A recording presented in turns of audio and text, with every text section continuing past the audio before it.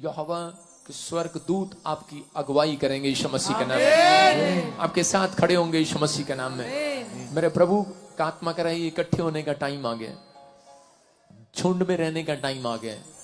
Safe आप परमेश्वर के चरणों में, जितने उसके हाथ के नीचे रहना चाहते हैं दीनता के साथ, आज हाथ उठा लो यीशु मसीह के नाम में।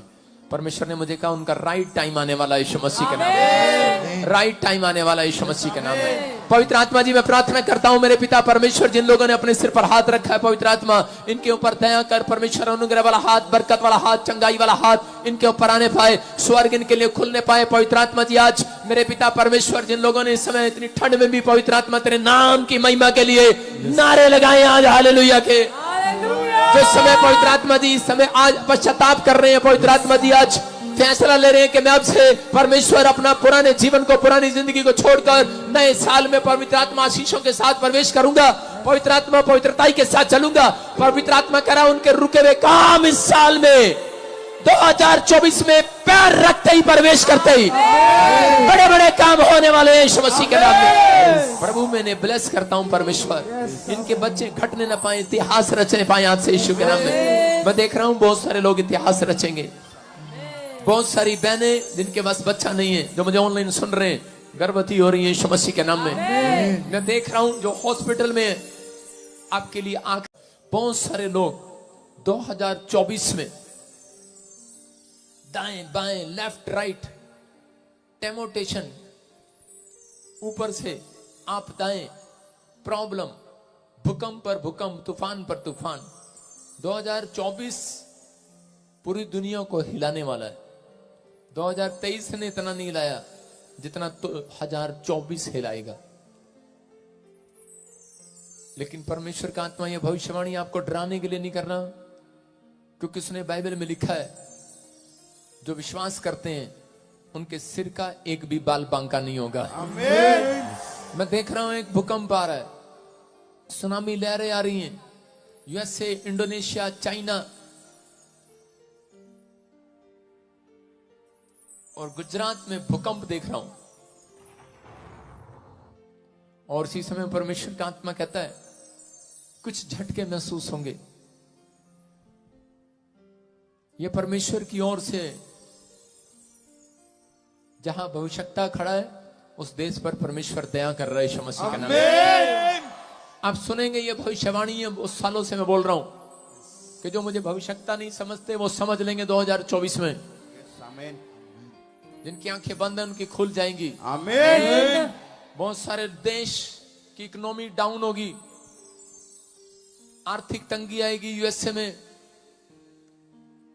वहां के राष्ट्रपति को हटाने के लिए बातें चल पड़ेंगी, प्रॉब्लम्स आएंगी, एक देश ऐसा बम गिरेगा तबाह। तो सबको जय मसीह की। God bless you all of you.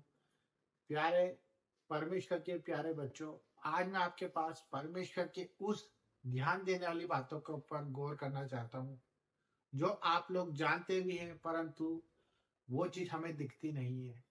क्यों नहीं दिखती है? क्योंकि ये मेरा अनुभव है। मैं आपको बताना चाहता हूँ कि जिस तरह से हम परमेश्वर के जीवन में आते हैं तो हमारे जीवन के अंदर हमारे जीवन को बदलता हुआ हम देख पाते हैं, और उसी कारण हम जब मसीह बन जाते हैं तो परमेश्वर की योजना की तरफ हमारा हृदय और हमारा मन उसी तरफ जाता है।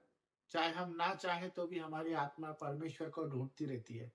परंतु होता क्या है, मैं जो चीज आपको ध्यान देने वाली बात बताना चाह रहा हूँ वो ये है कि जब हम नाना प्रकार की बुराइयों में पड़ जाते हैं, नाना प्रकार के कठिनाइयों में रहते हैं, हम प्रार्थनाएं करते हैं, उसका जवाब नहीं मिलता।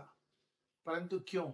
जबकि परमेश्वर ने हमारे लिए अपनी जान दी है, वो क्रूस पर उसने लहू बहाया इसी दिन के लिए कि हम लोग ये ना कहते रहे कि हमारी जिंदगी कब बदलेगी, और ये ना कहते रहे कि ये रोग हमारे कब ठीक होंगे, और ये ना कहते रहे कि हमारे लिए ये व्यक्ति प्रार्थना करेगा तो हम चंगाई को पाएंगे।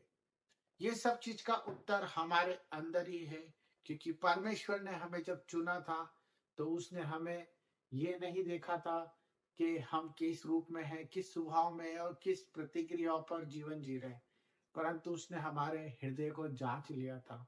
उसने हमें हमारी माता के गर्भ से वचन के अनुसार हमें चुन लिया गया था। परंतु आज हम इस संसार में भटके हुए हैं। हम लोग परेशान हैं, हम लोग अपनी आत्मा को शांत नहीं कर पा रहे हैं। पर उसका कारण क्या है? हम क्यों अवेयर नहीं हो पा रहे? क्यों हम अपनी प्रार्थनाओं को पूरी तरह से होते हुए नहीं देख पा रहे? इन सब के ऊपर मैं आपको वो चीज बताना चाहता हूँ जिस पर आप ध्यान देंगे और परमेश्वर के जीवन में अपनी सफलताओं को, अपने छुटकारे को और अपने उद्धार को पा लेंगे। तो मेरे भाई बहनों, आप सबसे मेरा निवेदन है कि इस वीडियो को पूरा देखिए, लाइक करें, सब्सक्राइब करें। मैं आपको वो वचन के द्वारा बताने जा रहा हूँ जिसके द्वारा आप पहले से छुड़ाए गए हैं।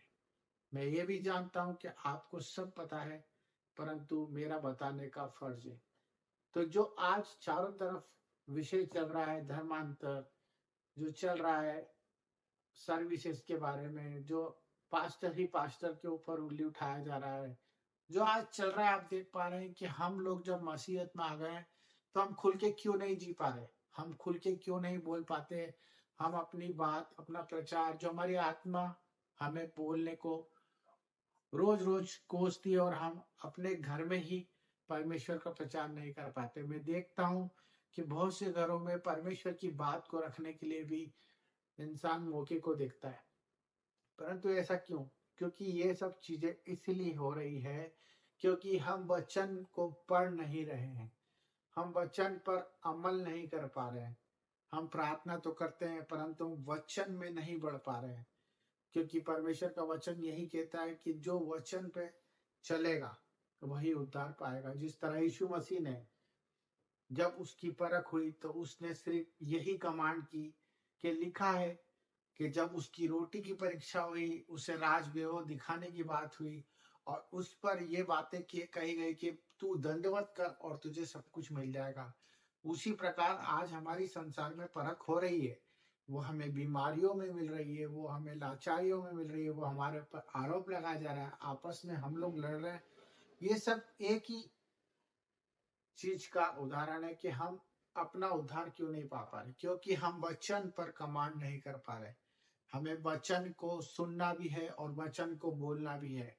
हमें सुनने वाले कान तैयार करना है और देखने वाली आंखें। हमारे बोलने वाला जीव जो हमारे वचन के ऊपर और हमारे परमेश्वर की हर एक बात को सुनता है और परमेश्वर की हर बात को कहने वाला हो। नीडर होके चलने वाला बनना है, हमें वचन पर अमल करने वाला बनना है। तभी हम परमेश्वर की संतान और परमेश्वर के कामों को होता हुआ देखेंगे। यही हमारा जीवन है। अगर हम वचन को पढ़ेंगे और वचन पर चलेंगे तो मेरे भाई बहनों, आप जो प्रार्थना करेंगे वो सब पूरी होगी। God bless you. Thank you. जय मसीह की।